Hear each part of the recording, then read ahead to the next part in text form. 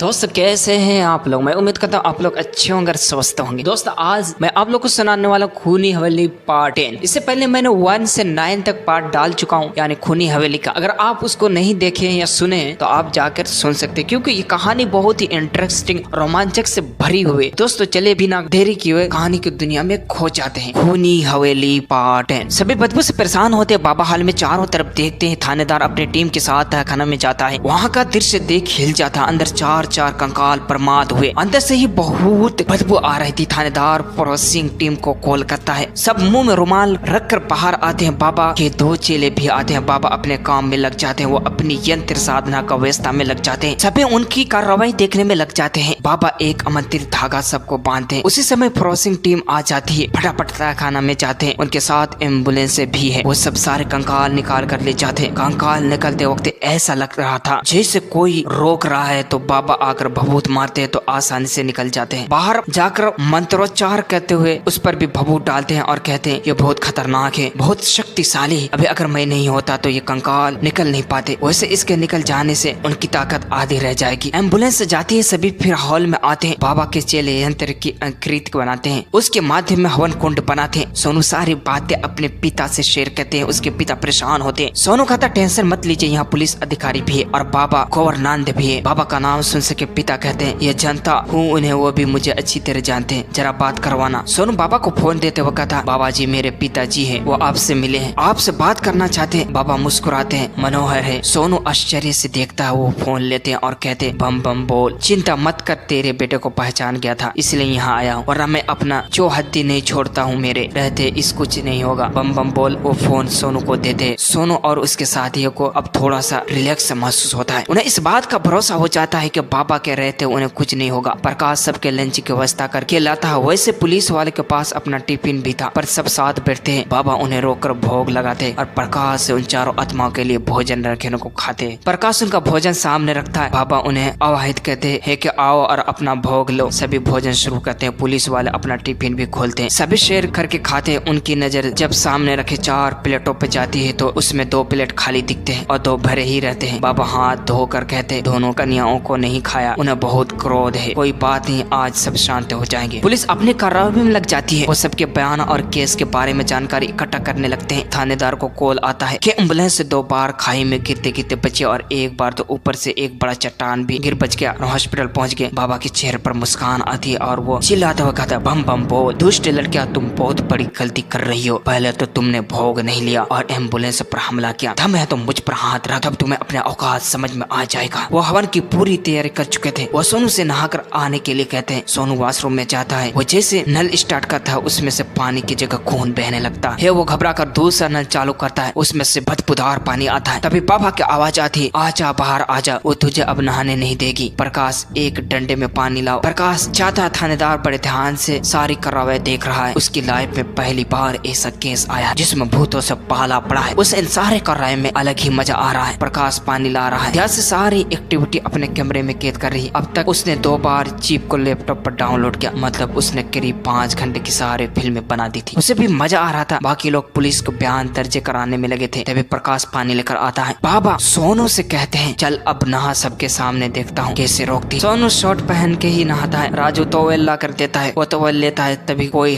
हंडे को इतनी जोर से उठाकर पटकता है जैसे उस पर गुस्सा निकाल रहा है। दोस्तों आगे सोनू के साथ बाबा के सामने क्या होगा सोनू जानने के लिए दोस्तों अपने प्यार हाथों से आप लोग वीडियो को लाइक कर दीजिए, क्योंकि आप लोग वीडियो को लाइक नहीं करते तो मुझे बहुत गुस्सा आता है। तो प्लीज आप लोग अपने प्यार हाथों से वीडियो को लाइक करके चैनल को सब्सक्राइब फॉलो कर दीजिए।